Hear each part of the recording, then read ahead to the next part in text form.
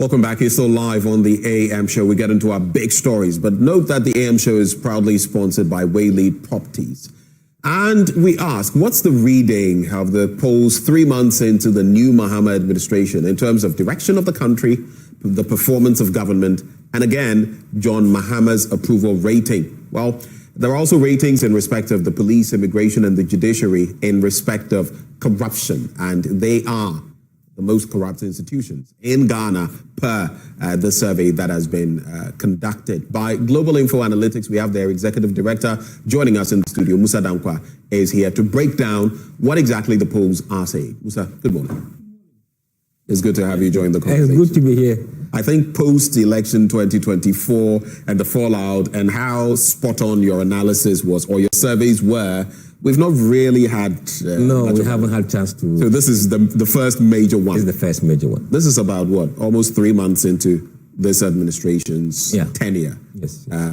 Give us an overview of what you did, what you analyzed, and why this is even important at this point in time.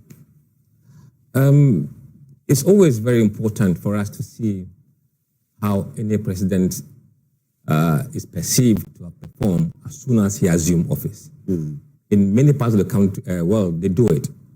And that becomes the baseline poll for assessing the president. That will be your honeymoon period. Then subsequently, when you track the performance, you can see whether you are deteriorating or you are improving in the polling. It provides a bit of a stock of where you were when you took office. And then also to seek the public view with regards to the perception of certain things that we've been monitoring over the years. In terms of direction of the country, the assessment of how you've done so far as a president, see whether there has been any changes in the perception of corruption since the new government took over, and also, all importantly, on the issue of people's standard of living, and whether they are optimistic going forward, it will be better. So I think these are the things that we normally try to assess to give the political class the chance to see how they are perceived by voters. Again, I would like to find out your margin of error, the number of people you interacted with. Just give us the executive summary of what the numbers look like and some of the questions you were posing to people, which elicited the responses that have led to these conclusions. Right. We sampled close to 8,000. Let me give you the precise number. This time around, we combined two approaches, one web and one in the field. About 6% of the sample was deployed online. Did you say 6 or 60? 6%. 6%? That's the online? Online. Okay. And the remaining 94 were done in the field. Which means you go to... Yeah, face-to-face. All right. To engage people. And the idea is that there are certain demography of voters, you don't get them in the field, but you get them online. People like you, highly unlikely will meet you in the field to interview you. But when we deploy the sample online, you could take part and we'll be able to know your views. So about, look at the data, about this one big one. Okay. About 8,470 people were interviewed in the field. And then 496 were interviewed online, or they took part in the online. So altogether, we interviewed close to 9,000 people. So close to 9,000 people. And the general thread, what I see here, so you conducted this on the back of the 2024 general elections, and you say the outlook for the country is that 62% of voters now say the country is headed in the right direction. It's interesting. I mean, we'll go to the breakdown, because previously, at the tail end of 2024, you had another poll pointing to how many people were thinking the country was headed in the right direction, the favorability of the then president and all of that. So we'll analyze them. But I'm just looking at the initial issues. Then you say compared to 26% who said it was headed in the wrong direction. So 62% saying the country is headed in the right direction now, and 26% saying it's headed in the wrong direction. 12% have no opinion. Then you also look at 31% of Ghanaians saying that Ghana was headed in the right direction in the last tracking poll in October 2024. Let's break and just do that quick analysis. How much has changed? What has changed? And how is it reflective of where the people are? Do you get what I'm saying? I get what you're saying. In the Ashanti region, for example, how many people are saying that things are positive rather than negative? A lot has changed. If you look at where we were in terms of the direction of the country in October 2024, those who are now saying that we're heading the right way is doubled the number that was saying the right direction in October 2024. Could you repeat that point? The number of people who are saying that Ghana is now headed in the right direction has doubled. Okay. Compared to those who were saying same during the Akufo-Addo era. So it shows a significant shift in that number. And those who were saying wrong direction has completely collapsed from 62% to 26%. Now, the regional analysis shows that every region says right direction, except Ashanti region. Every region says right direction, except Ashanti. By majority. All right. So we'll go into the numbers in Ashanti, for example. But you're saying that this is a total reversal of the opinions as of October 2024. Let's look at the clear numbers. What are the percentage differences? For example, if you take Greater Accra, there are 75% of voters who are saying that Ghana is now headed in the right direction. 75%. 75%. 18% are saying wrong direction. When you come to Ashanti region, 39% are saying right direction, and 53% are saying wrong direction. If you go to Central region, it is 63 right direction and 19 wrong direction. If you go to Western region, so I'm looking at the swing regions and other bigger regions, it is 55% saying right direction and 24 saying wrong direction. In voter region, it is 81 right direction and 10% wrong direction. So the big regions are showing clear movement away from wrong direction, right direction, except Ashanti region, where small majority are saying that it is wrong direction. I'm going to ask you an interesting question before we get back. If you pick these regions, Ashanti, Greater Accra, Volta, Central, and you look at how they voted in election 2024, how does it reflect these opinions that we are getting now? In fact, it matches the same election results. It matches, because if you look at the gap between Bawumia and Mahama in Ashanti region, it was close. Bawumia won by 65% or thereabout, and Mahama got about 33%. In terms of the direction of the country, which normally correlates with the approval of the president, it is much higher in terms of what Mahama, the country is perceived in Ashanti region than what Mahama got in the votes. So the correlation seems to be there between the opinion reflected in 2024, or not just October, but the verdict of the Ghanaian people on December the 7th seems to still reflect in a way. But in the Ashanti region, for example, if you look at the 39% who feel the country is headed in the right direction, that would be some sort of increment, right? Yes. I think we'll see it much more when you go to the approval of the president in Ashanti region. That's where it really comes to. Yes, it will come to. Even as we look at the executive summary, I just want us to pick some tidbits before we get into the bits there. So on voter standard of living compared to a year ago, and recently I was at the Mamobi market. I've been to a few places asking people about how they feel. Even before that, I was in the Obrasport area last year after the elections. On voter standard of living compared to a year ago, 51% say it has improved. 14% say it has worsened. 30% say it's the same, and 6% don't have any opinion. Again, 65% of voters are also optimistic that their standard of living, so I'm putting them together, their standard of living will improve in the next 12 months, while 20% say they are not optimistic it will improve, while 14% do not have an opinion. If you box these together, what is the narrative there? The narrative is that people are more optimistic about the future than they've ever been under the old government. It shows. Are you saying under 8 years of Akufo-Addo? Because if you look at, I would limit myself to the maybe last year of Akufo-Addo's government. The last year of Akufo-Addo. Yes. Because in 2017, in fact, if you look at the favor that the goodwill the government enjoyed was. In fact, we can go back to January 2022. January 2022. Yes. If you look at that data, those who were saying that things would improve or standard of living would improve was just about 27%. 27%.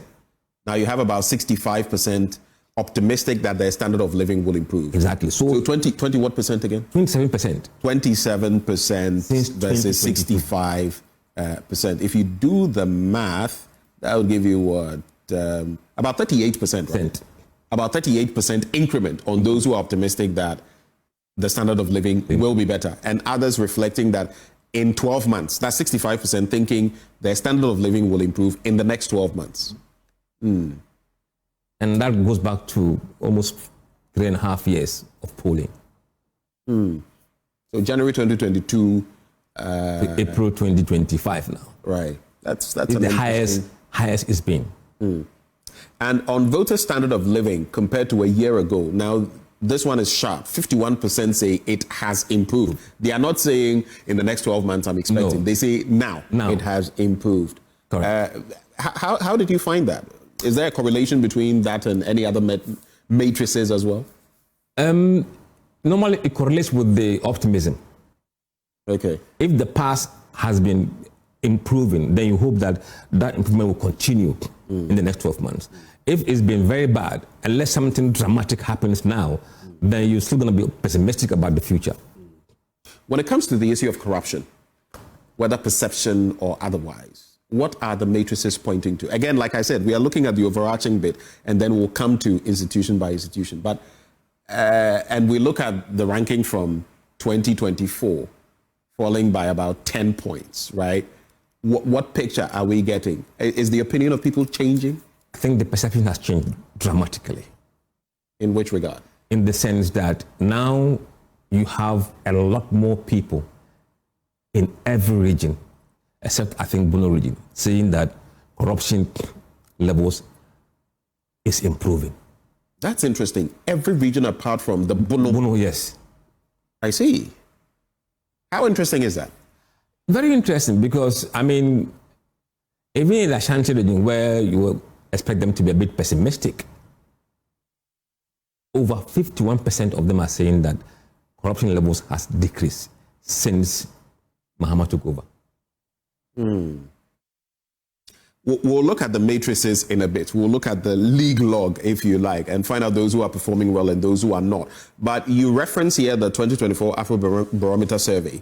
As far as the presidency is concerned, it was adjudged then to be the second most corrupt public institution behind the Ghana Police Service. Are there any shifts there? Significantly. Ghana Police Service retains the top spot. But the presidency has now gone to the bottom three. Which means a shift from second to the bottom three. So at the very bottom, you have government appointees and ministers as perceived to be the least corrupt. That is stark, isn't it? That is very stark. But do you think anything has been done, really? Because apart from maybe the rhetoric and the promises, part of what the NDC, the current administration, campaigned on was transparency, doing away with some of the corrupt practices that we had seen in the system and all of that. And also ensuring that justice was served in some cases, like in Ahmed Suwali's case, among others. But in terms of real actions, what have people been saying about why now the perception has shifted so widely? I think it might be because of the personalities who have been appointed as ministers. If they've had previous history and records of corruption, that would have spilled over into their positions now. Perhaps the public see them differently, not differently, see them as probably not involved in act of corruption for now. So they are judging them for what they know and what they have seen. So, and for me, it's very shocking because normally you don't have politicians performing very well when it comes to corruption. So what has caused the shift in that perception, for me, is telling. And I think we need to probably dig deeper into that. It's really interesting, isn't it? Yes, because right from the apex of the corruption log to the very bottom, the bottom three. So from the top two in the erstwhile administration in 2024, Afro-Barometer, now to the bottom three. Again, that's why I'm trying to probe. What are the real actions? Is it, like you said, the confidence in the caliber of people who have been brought in, which would then point to the fact that people are scrutinizing much more than they used to. Than they used to. Yes. Which is also reflective in their responses. Yes. Another point is, in terms of the presidency, the actions taken by the president in terms of fighting corruption has annulled some kind of dividend to the way they perceive the presidency.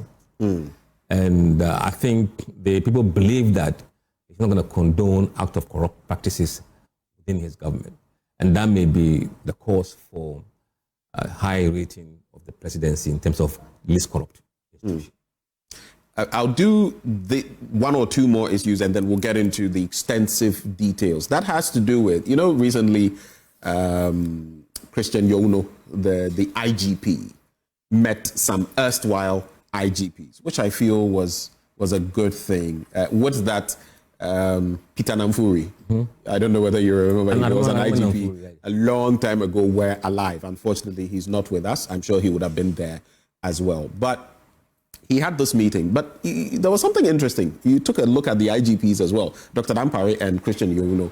In the survey, Dr. George Akufo-Dampare, the former IGP, enjoyed significant approval from voters for his management of the 2024 election security.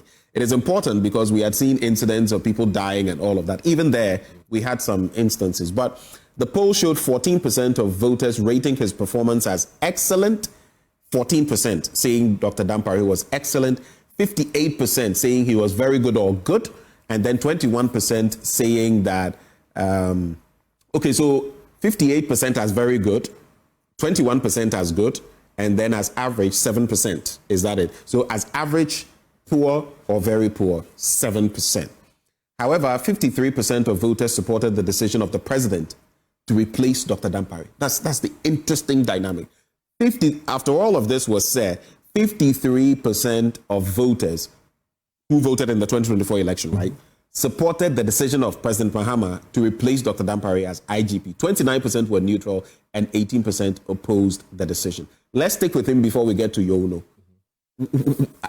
I mean, were there any key areas of interest for you there? The fact that some people still felt Dr. Dampare had done a good job, but they were also in support of his being relieved of his duties. Yes, if you look at the first polling data in terms of his approval in the way he handled the election, this is not surprising to us because before the elections, we asked them the same question, whether they have confidence in him, and they really had a very high confidence in him doing the job. So this confirms that, yes, they believe that he's done a good job during the elections, which is undeniably so, except post the election, there were some issues around security and some, I think, few incidents there. But when we asked them whether they support the president in relieving him from his duties, then a slim majority said yes, they supported the decision to replace him. Now, that's 59%, right? In terms of about 53%. 53%, right. I believe that if this poll had been taken before he was sacked, it would have been different. How different? I believe that dividend of doing well would have spilled into let's support him to stay. But once the decision has been taken, they assume that maybe the president knows better. And for that matter, since we voted for him, let's back his decision. What you're saying, in essence, then, is that if this had been conducted prior to his dismissal, you would have possibly had over 50% of the respondents saying that he should stay. Yes. But that's my reading into it. And the move of the president also affects the opinions of people on the ground. Exactly. Then you come to Christian Youno, and 58% say they have confidence in him. 58% say they have confidence in him. 30% are neutral. 12% don't have confidence in him. It's a very good start as a new 58%. Yes, very good start. I hope he can build on it. And maybe he needs to convince the neutral guys to come and join him. But if the neutral guys go to no confidence, then he will be in trouble. This is the last one I'll do before we get into the incisive bits. EC, the Electoral Commission. So, and of course, there's Galamsey and all of that. We'll get into that. But for the chairperson of the Electoral Commission, 10% of voters rated her performance as excellent. 10%. 50% as good. 23% as very good or average, and 17% as poor or very poor. I think she's done well per the poll. 60%. saying that it's an excellent or good or very good, which is sometimes contrary to the general publicly held opinion about her. So 50%. Saying that, yes, very good or good. Or very good. Yes. 50%. 10% saying Excellent. it's excellent. So what do you do in this instance? Do you compound excellent and very good and good to make it 60%? Absolutely, yes. Okay. Then 23% as average, and then 17% saying it is poor or very poor. So it's more like 60-40. Yes. Thereabouts. Yeah. No, the neutrals are just it's probably going to be 60-16. But the negative ones are 16. So you must have started negative from the positives. This leaves you a very, very good, comfortable margin. All right. So let's get into the metrics. You mentioned here in your executive summary the numbers and all of that. Let's start looking at gender.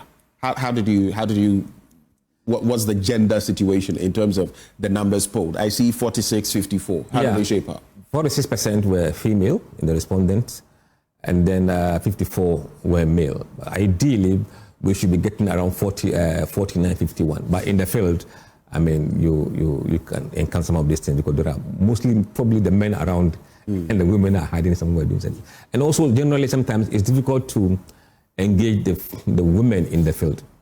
And by age stratifications as well, yes. I see that the middle-aged people may constitute the largest bit because those 35 to 44 years are 36%, yeah. And then you add that to 45 to 54, that's 18%. So a chunk of those in the middle aged group. But I'm concerned about those 18 to 24. They also had quite a vociferous, turnout when it came to voting, 9%. 9%. Which is not different from even the voters register. They are not quite big in the voters register. Between 18 to 24.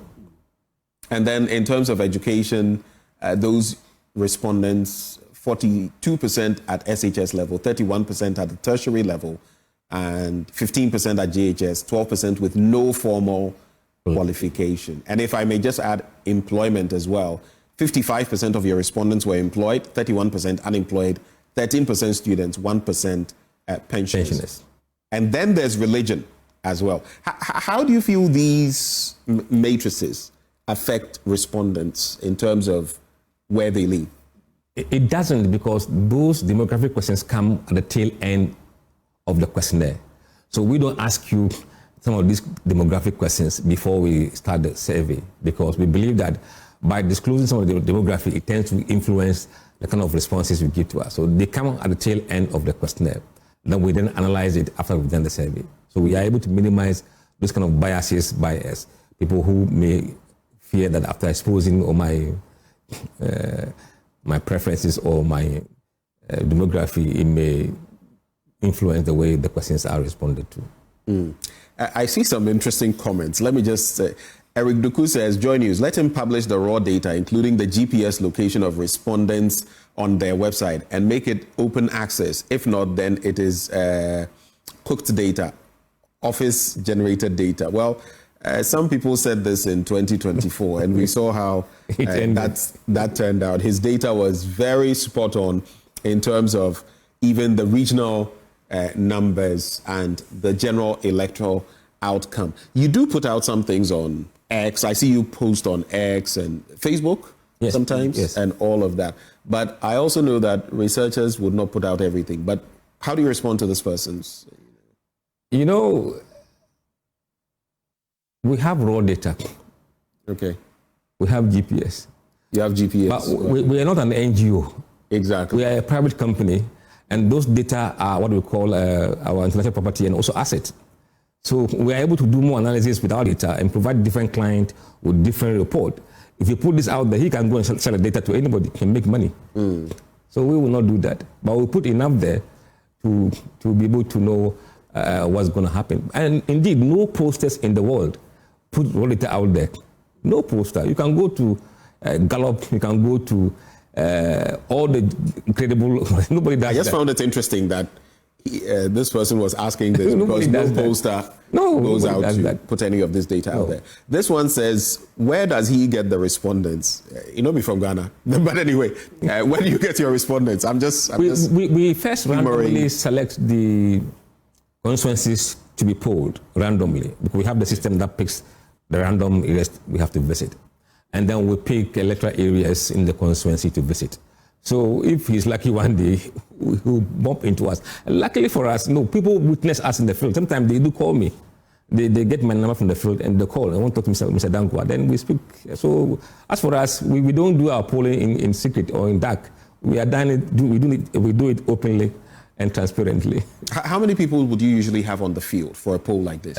It depends. For example, we did 84 constituencies. We have 84 people in the field. Okay, so one person per constituency. Per constituency, yes. Okay. And cases, averagely, how many? Go ahead. In some cases, 2, if the sample size is big and want to compress the period to a short period of time. Okay. How many people would this one person likely interact with, on average? The big constituencies, you could have about 170 people, okay. And the least sometimes about 25 or 30. Okay. Then you look at the religious stratification, non-religious who partook in it at 3%, others 4%, traditional 5%, Islam 21%, Christian 66%. But when you break down the Christian denominations, you have Methodist at 22%, Catholic at 19%, Presbyterian at 18%, Pentecostal at 15%, Charismatic 9%, Anglican 8%, others 6%, SDA 3%, Jehovah's Witnesses, none of them participated in it. When it comes to Islam, they will be done, but maybe when you run the figure down. Okay, so it's negligible. Negligible, yes. It's negligible, right. Then Sunnah, in terms of the Islamic sects, 53%, Ahmadiyya 15, Tijaniya 13, Shia 11, others 7%. And then ethnicity, I just want to put these three together. Ethnicity is interesting because 48% of those you sampled are Akan. And of course, Akan is also pretty broad. It's not just Ashanti. Akan. Ebbe, 11%. Mole Dagbani, 10%. Gadangbe, 9%. Others, 9%. Guan, so you're talking of the KJBs and the Jasikans. And the Guan, 8%. Gurma, 2%. Grushi, 2%. Mande, 1%. Gur, 0%. Again, it could be negligible. If we take a swipe at survey results from 2024, the last quarter, and now in terms of religious affiliation and all of these, and we sort of draw the nexus between the responses, are there any correlations? No, you normally don't see big shifts in demographic. They're the same people. There's no influx of accounts into the country. So you have the same kind of number of people that you sample in the field. And eventually it will reflect the GSS data when you average it over time. So I think nationally accounts around 47.5. But in this response, about 48 or so. So eventually you see those demographics matching the GSS. Not in just one sample, one survey, but when you average all the surveys and you find maybe moving average of that numbers, eventually you will see that they will equate to that because they represent the people you are interviewing. I'll come shortly on the party affiliations. There's an interesting picture there. But before that, Joshua Sumani says, do politicians and political parties come to you for your data? And how often does it happen?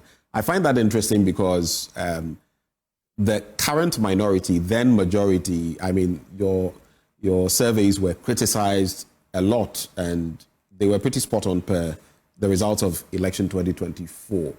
Do you get politicians come to you seeking your data? Yes. They come quietly. Quietly? Quietly, yes. They come quietly? Both parties, yes.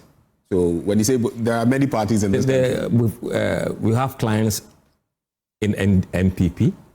We have clients in NPP. You have clients in NDC, you have clients in NPP? Yes. Okay. So you have your answer there, Mr. Asumeni.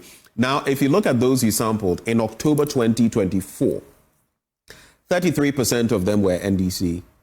And then 42%, is that the... 36 MPP, so the blue ones are for the same period. Okay, so 33% NDC, 36% NPP in October 2024. Yeah. Yes, but I'm trying to say that 33% were NDC in October 2024, but in April 2025, 42% of your respondents were NDC. So that's gone up by 9 percentage points. If you look at October 2024 for the MPP, 36% of respondents were MPP, Now, in this current survey, we are talking of 32% are NPP. And then those who failed to disclose, then 12%, now 7%, and others 4% and 3%. What is the FV category? The floating voters. Floating voters, right. So it stayed practically the same. Mm-hmm. It's just a little more in this current survey, but it stayed practically the same. How do these affect the results? It does. Normally, even in the US, when party affiliation of a particular party is up, they tend to win the election. Favorability is higher. It's high. What we saw after election is that a lot of the voters have moved from NPP to NDC. A lot of voters have moved from NPP to NDC. How are you able to determine that? If you look at the numbers here, look at the numbers. NPP 36, 32 now, down 4%. Right. The floating voters flat the same, hasn't changed. Not disclosing is down just 5%. And then others decline 1%. 1%. So if you look at the NDC numbers, it's about 9 or 10%. Numbers, that's 9%. So just not disclose moving to NDC will not give them that percentage. So people must have come from MPP into NDC column. Okay, so you say might have come, and if you look at the electoral outcome in 2024, you can tell that there were a number of people who may have voted NPP in 2020 who did not vote NPP in 2024. No, so you can also draw this analogy. NPP doesn't make you voting for NPP candidate doesn't make you an MPP. So here you're talking of core members. People who say they vote for MPP. Okay, so die hard. Now they've left MPP. They say that they are now in NDC. Okay, so that's the specific category. Yes. I see. Interesting point. The key issues to look at, of course, economy, unemployment, all of these came up. And the interesting thing is that ethnicity and religion are at the bottom. You know, sometimes a lot of noise is made about ethnicity and religion. One of the latest bits we had was Kennedy Japan, some would say maybe curiously stating that the former vice president, Dr. Bawumia, was not able to cross the hurdle of becoming president. I'm sure you've come across that because of his Muslim, origins. But if you look at it here, per the polling, it shows you clearly that ethnicity and religion, while there's a lot of talk about them, really don't factor in. They are contributing 2% to the conversation. Let me explain this data. You have given people a long list, but restrain them to choose only 3 most important. When it comes to most important issues, religion and ethnicity will be at the bottom, because in the face of unemployment, economic crisis, educational crisis, nobody will put religion and ethnicity at the very top of his priorities. But when you segregate and said how important was the religion of the candidate to you in deciding who to vote for, then you have about 10% say that yes, religion is important, and about maybe another 12% saying ethnicity is very important. Now, broadly, 10% in election could be material, could be significant. It's good. But in fact, it gets even worse when you look at certain regions and the way religion and ethnicity plays role in their thinking. On the study we did, whereas nationally, about 10% of people said religion is the key. When you go to Ashanti region, that number goes to 27%. Religion? Yes. Religion? Yes, nationally it's about 10%. But when you disaggregate the data into the regional component, then you can see the regions where religion plays important role. In the Ashanti region, it goes up by the highest. An extra 17% on top of the national average. Absolutely.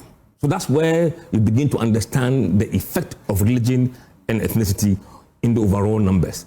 If you take it at the top level, you might conceal some of the serious issues that may exist there. So you can look at even the Akan regions and how religion and ethnicity play a role. Look at the northern regions, see how important religion and ethnicity is. Do the same for voter region. You see stark differences. And it's interesting because in the last election, we had 2 people of northern extraction competing, facing off there. And we saw the results, from the different regions, from Savannah to, how it played out. I also want us to now disaggregate the direction of the country data when it comes to the regions.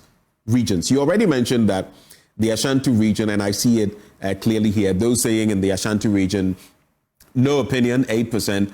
Those who say the country is headed in the wrong direction, 53%. Those saying it's headed in the right direction, 39%, which in any case would be a positive for the current administration, even if we are going by election 2024's data. But let's look at the general picture. I want us to look at the stratification when it comes to the different regions, from Ahafo to, the Bono region, Bono East, Central, and all of that. Walk us through them. If you look on the same question of direction of the country, you see that Ahafo, about 61% majority said that right direction. Only Ashanti region, 39%. In the Bono region is 75%. Bono East, 54%. Central, 63%. Eastern region, 47% majority. Even there's below 50%, but still majority of people saying right direction. Greater Accra is 75%. You have Northeast region, 86%. For me, that's shocking. And then that's the big shocker for me, and we know why. We know why, because that's where that's where the former vice president, Dr. Mahmoud Bawumia, comes from. Northeast region, 86% saying the country is headed in the right direction. If we go to the Savannah region, it's 70%. 70%. How interesting is that? Very interesting. So you see, when people feel things have changed, they voice it out. So across, look at in the voter regions, 81% voter region. Upper East, 72%. Upper West, 58%. Western North, 62%. Western, 55%.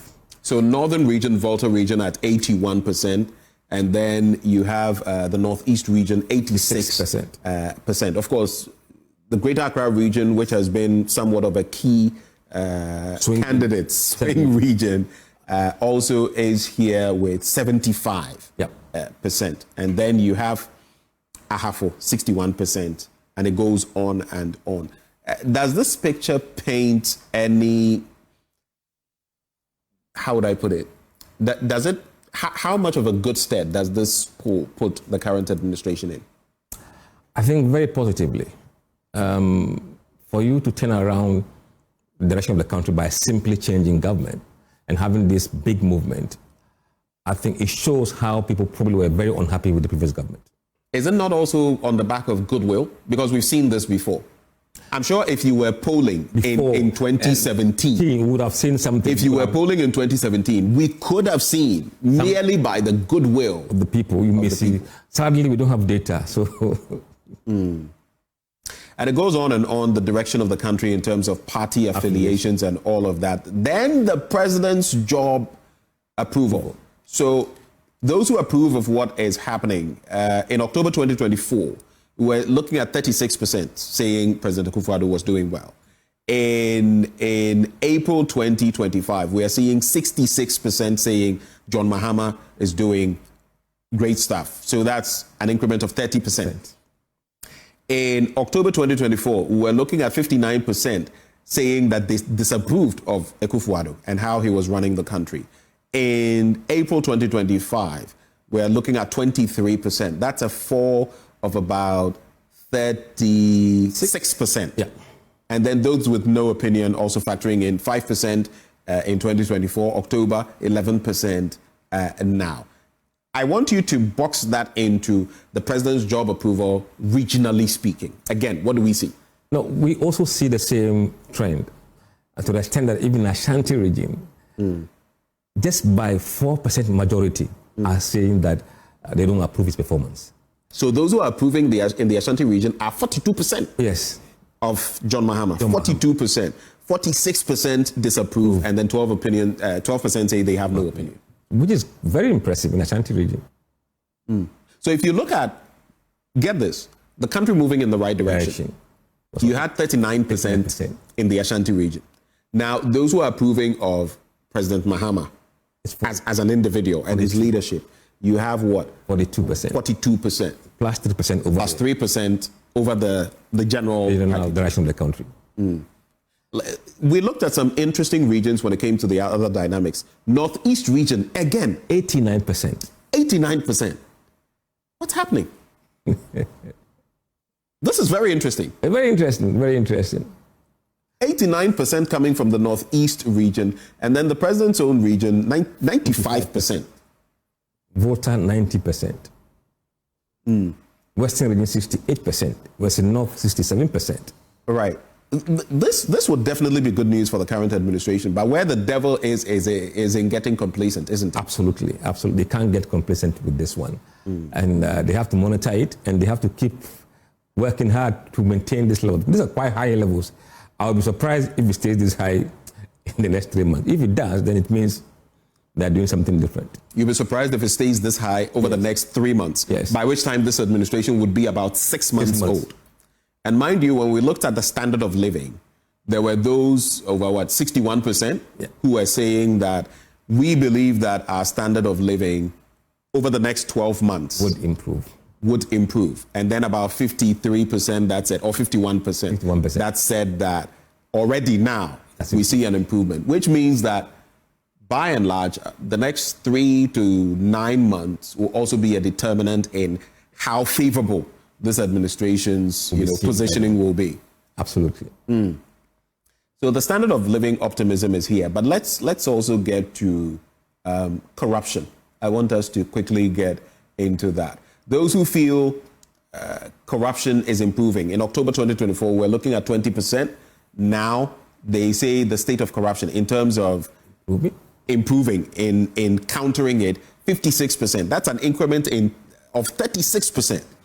Then you look at those who say corruption is getting worse. It has fallen from 52% in October 2024 to 14% in April. That is huge. See, that is huge. That is huge. That is 38%, almost 40%.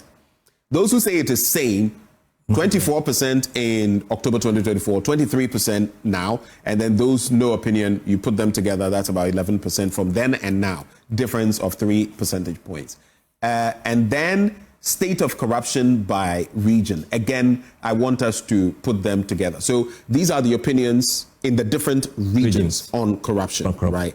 So let's look at the bigger picture of the fall of the perception of corruption and then look at the state of corruption in the regions.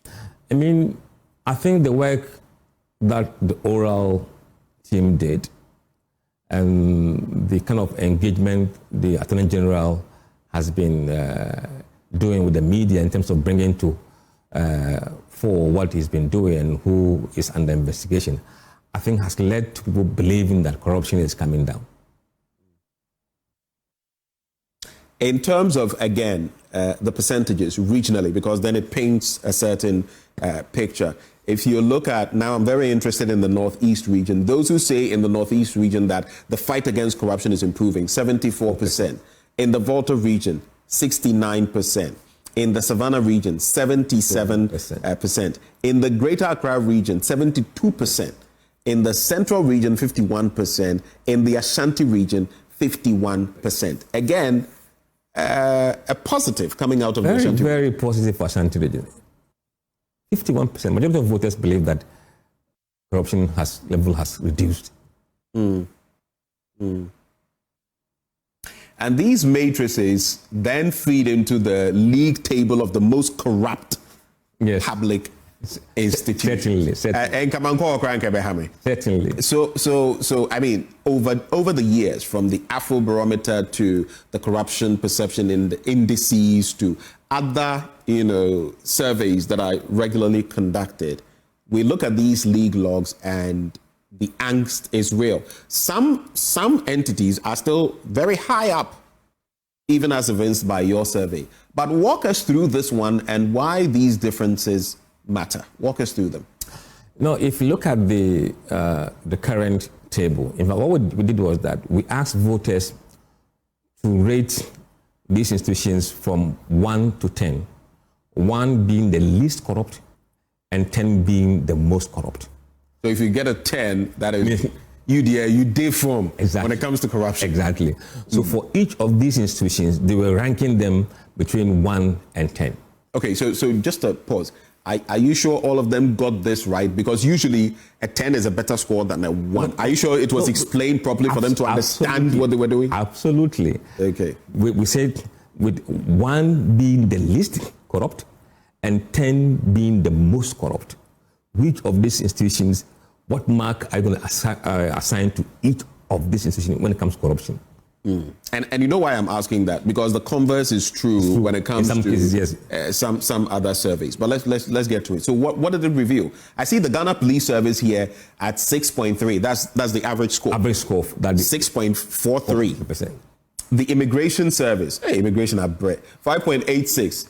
The Judiciary, 5.78. If you look at some past Afrobarometer reports and look at this, they're still in the mix. In fact, judiciary was 5th last time. Yeah, they're still now in the mix. Now they climbed up to 3rd in our survey. With 5.78. And it's interesting because in recent times, the president was also speaking to the Ghana Bar Association's president and talking about sanitizing the judiciary. There's also the other issue we have on our hands. But the officials of the Ghana Revenue Authority,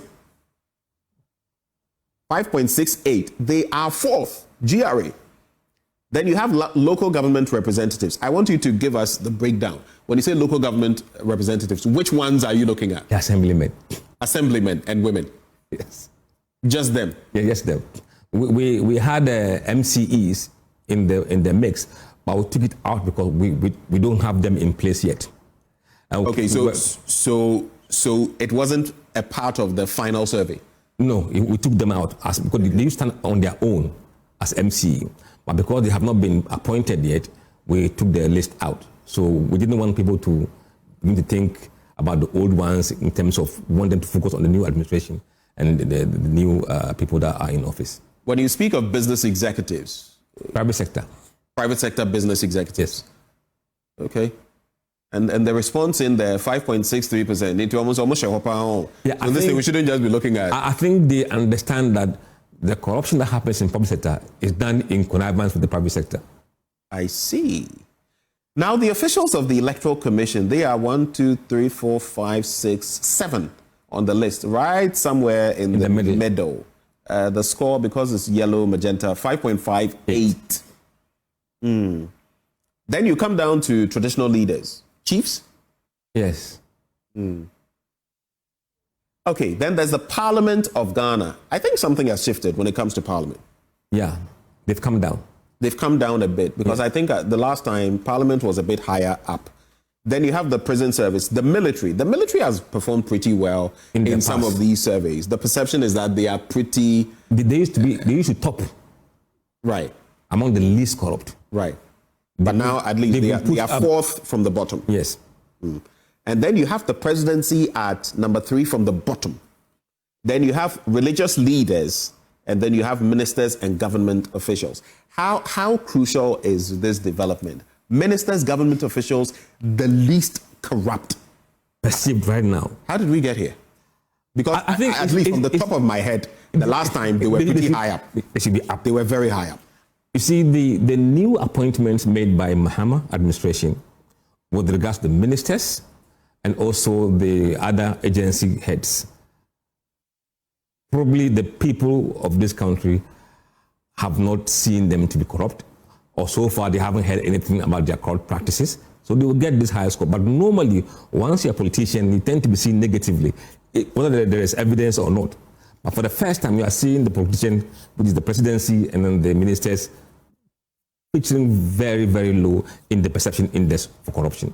And you juxtapose that with the Afrobarometer survey when it comes to Ghana in 2024, as of August 2024. In that time, the Ghana Police Service, I guess the constant is the Ghana Police Service. Yes. The Ghana Police Service, per your survey, 6.43 points, perceived to be the most corrupt, right? Yes.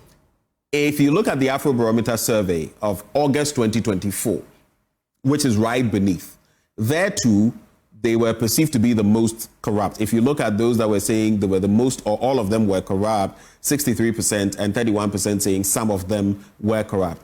Next, under that, at that time, was the Office of the Presidency, then tax officials, then members of parliament. So you see, members of parliament have, at least if we juxtapose the Afrobarometer versus what you have done, Judges and magistrates were next. So 1, 2, 3, 4, 5. Judges and magistrates were at number 5. Where are the judges and magistrates? Number 3 now. Now, they are number 3. So they've climbed up in terms of the perception of corruption. The Electoral Commission was at 1, 2, 3, 4, 5, 6. Now I think it's at number 7. 7. Okay, so perception. Do you think that also accounts for the delivery in election 2024? Do you think? You know, the EC is broad and big. And people may have their own perception about the officials of the EC, but they look at the head of the EC as critical. And I believe that this score is not bad, looking at even how she's been rated in terms of people's perception on how they've performed. The score is not bad. I mean, they have not deteriorated in terms of how they were rated last time. Kind of maintain their position. The assemblymen and women were at 31% the last time. They were somewhere below the EC, MMDCEs, civil servants. Then they came.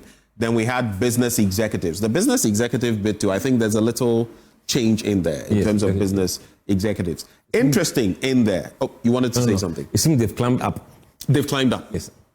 Also interesting in there, you'd realize that from the bottom, the last time, in terms of the least corrupt, Afrobarometer, NGOs were at 18% in terms of most or all. Private media journalists were at 21%. Religious leaders were at 21%. Public media journalists were at 24% before traditional leaders.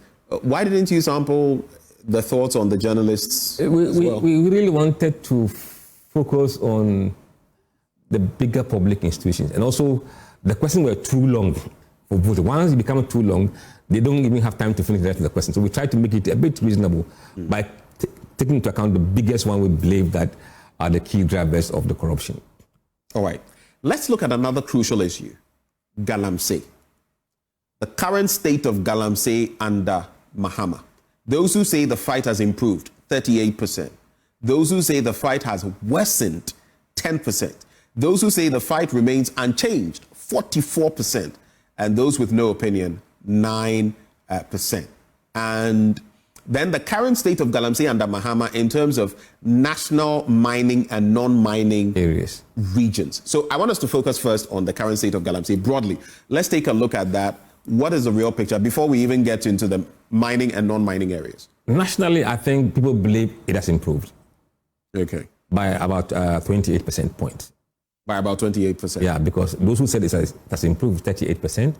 Those who said it's deteriorated or worsened is 10%. So if you subtract the two from each other, you get plus 28% for those who said it has improved. But you look at 44% saying the same. So those who are neutral and they don't really affect the movement in the numbers.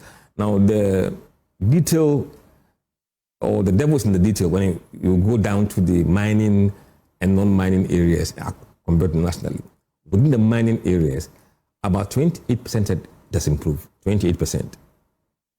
And then another 25% said it's gotten worse. So frankly speaking, in the mining areas, the difference is not that much. It means it's not getting better by that significantly, no. So if you look at the mining areas nationally, 38% say it has improved. In the mining areas, 28%. The non-mining areas, 42%. Then those who say it has worsened, 10, 25, 9%. Those who say it is unchanged, 44, 42, 39. So it's around the same bracket. But the real interest then is those who think it has improved. Yeah. Nationally, 38%. In the mining regions, 28%. In the non-mining areas, 42%. I mean, is there anything else you'd like to add? If you are a government, forget about everywhere else and focus on the mining regions. But that's where the true story is. Focus where? In the mining regions. In the mining regions. The views of those people living there is more realistic than national or non-mining regions. So the mining regions, those who say it has improved, 28%. Those who say it has worsened, 25%. So those who say it is unchanged, 42%. If you were dilating on this data, if you were a government official. Nothing has changed, but it hasn't gotten worse. Nothing has changed, but it has not got worse. Yes. I see. Then there's another issue, the current state of, in inverted commas, Dumso and Mahama. So 20% say it has worsened, 34% say it has improved, 41% say it is unchanged, 6% have no opinion. And before we get to free education, what does that reveal as well? In conclusion, Dumso has not worsened. Dumso has not worsened. No. But it hasn't become better either. No, if you look at worsen, it's 20%, improve 34%. So there's a plus 14% for improvement compared to when they were probably comparing their experiences to. Okay. Godwin Ajete now says, and this is a point we have made, but just briefly, he says, the issue of the country heading in the right direction after elections is because we equate good governance with a change in government after an abysmal performance of the incumbent. It goes on and on, but Godwin, we've already dilated on that matter. Free education was a crucial area because the current president kept saying, I will not, throw it away. And the then, leadership said, if he comes, he will throw it away. The current state of free education under Mahama, 11% say it has worsened, 44 is pretty, constantly. 44% say it is unchanged, 37% say it has improved, and 7% have no opinion. How does that reflect? It suggests comparatively that it means things have improved in the senior high schools by plus 26%. Plus 26%. Yeah, which is quite significant. And maybe the president also in the SONA stating that he reiterating that free SHS has come to stay may have impacted I think what results. Is driving that improvement is not that statement, it's the feeding. What is driving that is not that statement, but the feeding. The feeding, yes. The feeding in the schools. Yes. Really? Yeah. I mean, yes, we saw of the wache and everything and the eggs and all that, and people saying they had not got that for God knows how long. Is causing that improvement. You're saying if that feeding aspect is sustained, it would have very positive impacts on absolutely on the perception when it comes to free education. Because the double tracks are still there. They haven't been removed yet when the polls were being taken, right?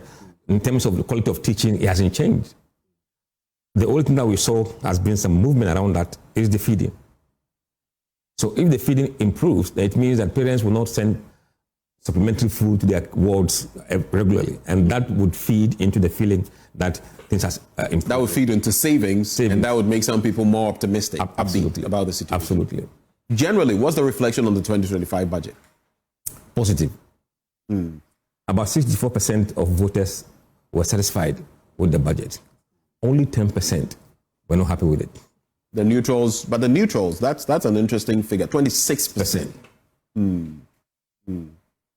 And maybe where we'll cap off the conversation, the responsibility for the NPP's defeat in the 2024 elections and a few matters more, and then we shall cap off the conversation. But it's interesting, right?